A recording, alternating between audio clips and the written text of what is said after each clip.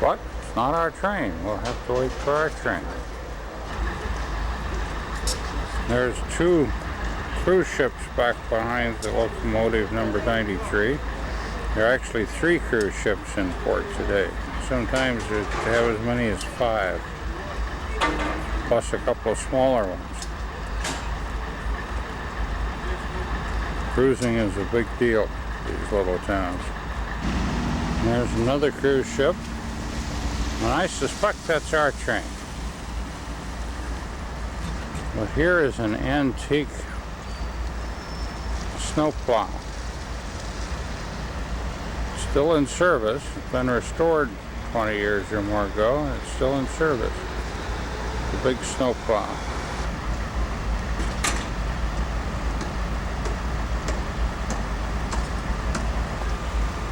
This is the train station in Skagway.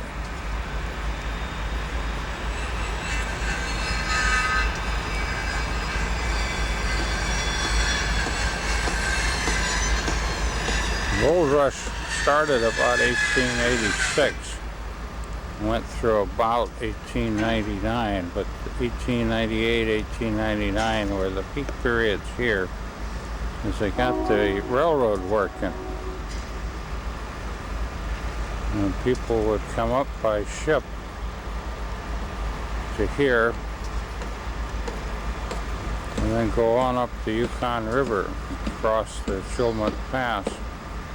There were 20,000 people here for part of those 2 years. There she goes.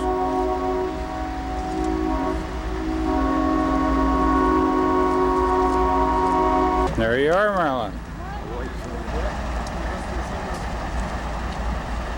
There's our very own. There you are. Mile by mile marker in the middle of the magazine, which you can follow along as we travel along today. This is part of the railway, and there's another of the cars. All these cars are over 100 years old. Well, on our left, we're passing by a red building, and this is actually the railroad shops. It's quite a caboose. This is where we always are updating and keeping all of our trains and engines in tip-top con. But more just hauling goods up to Canada and parts of the Yukon and Skagway as well.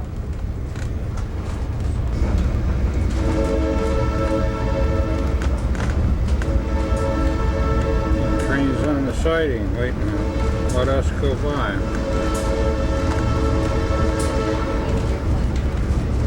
That's one of the tour buses, and we saw at least 3 of them. This is the Skagway River. They actually Going up hiked over towards White Pass. 2,500 miles, adding it all up on just a 45-mile trail.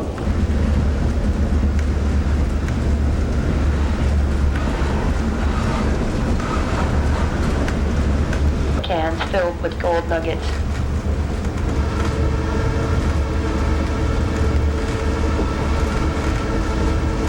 We're pretty sure.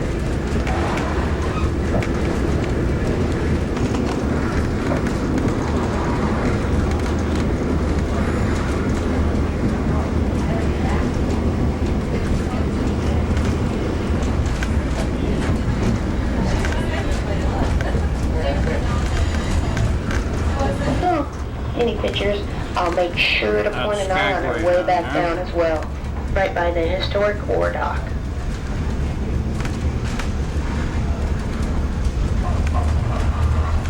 Beckett's Toll Road. Good old George Beckett was an entrepreneur of sorts, and he built a wagon road up the first 12 miles.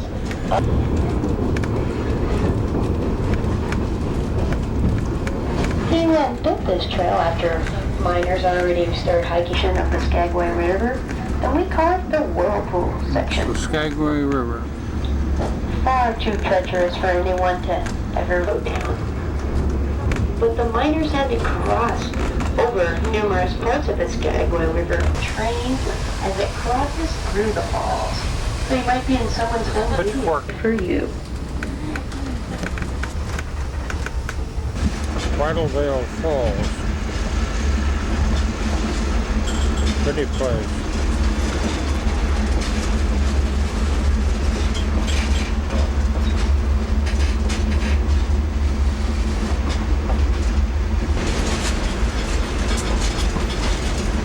There is the trestle we will eventually be going across.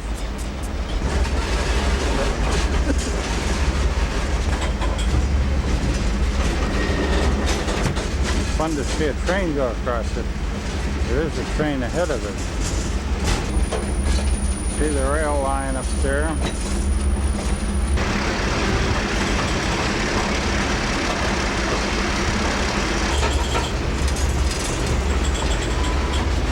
There's our sister train across the way.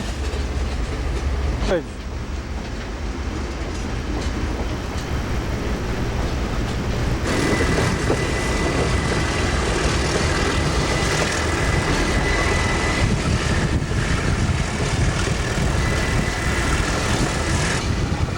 Crossed over a big trestle.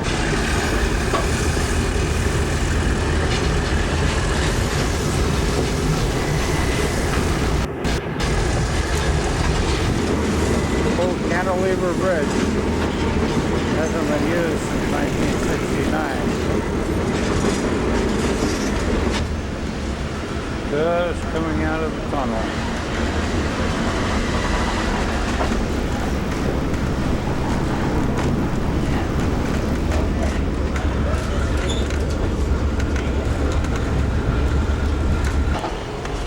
We're near the summit.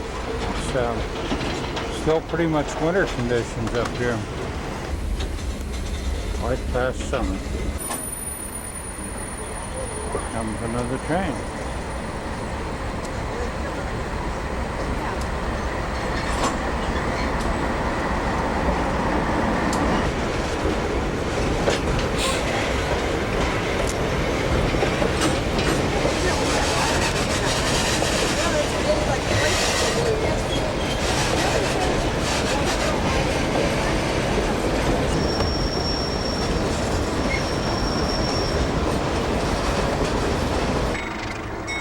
This is a big lake that's 3 miles long, but it's all iced over and then covered with snow, so you can't see it. It's a lake. So that's what it is. This is the Golden North Hotel. It's just been renovated, but it's the oldest hotel in Alaska.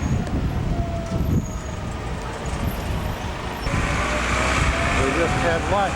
I had halibut and chips. Fish and chips with fresh halibut. And there's our Maryland. And the sidewalks are all wooden. Kind of a quaint old gold rush town that's been renovated for tourists.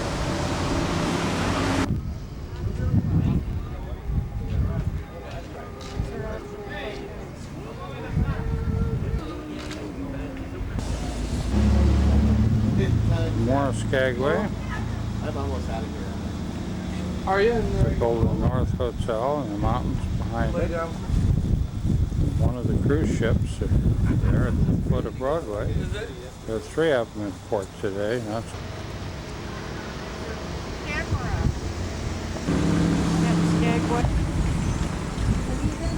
this building, they claim, was built in 1899. In any event, it was some kind of fraternal organization, and the outside is covered in little wooden sticks.